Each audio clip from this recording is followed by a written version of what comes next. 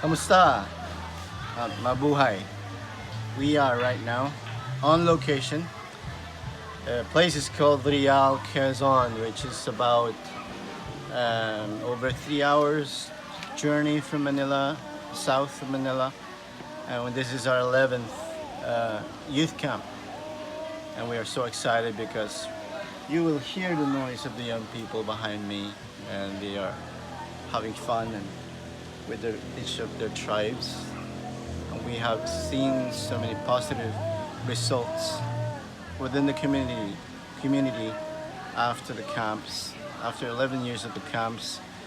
The ones in the very beginning and the very first of the camp, the young ones whom we served are now the ones leading the camp. So we are just spectators. And then 5 years ago we started the dad's camp with the same purpose, but just the backgrounds of the men were gangsters, criminals, drug addicts, and it was hard to start it, but eventually we were able to start the men's fellowship and then the men's camp 5 years ago. And it was an amazing result as well, because we've seen the transformation of the men. It's not because of us, not because of the camp, but God used the camp as an instrument, and the Holy Spirit always comes, and we come with expectation that the Lord would come and visit and bring transformation. And one of the evidence of that is standing right beside me. His name is Alvin, and he will tell you himself what happened in his experience with the camp. So Alvin, anong na-experience mo dun sa camp nung ando dun ka noon? Ang naranasan ko po sa camp sa mano-mano, medyo hindi ko po kilala yung Panginoon noon. Medyo hindi ko alam kung anong gagawin. So pero sumabay lang po ako sa agos ng camp. I bless na nakilala ko yung Panginoon. Unti-unti ko nakikilala yung Panginoon. At naging instrumento yung camp na yun para tuluyan ko na maranasan yung ginagawa ng Diyos sa bawat isa sa bawat tao. Yun. Amen.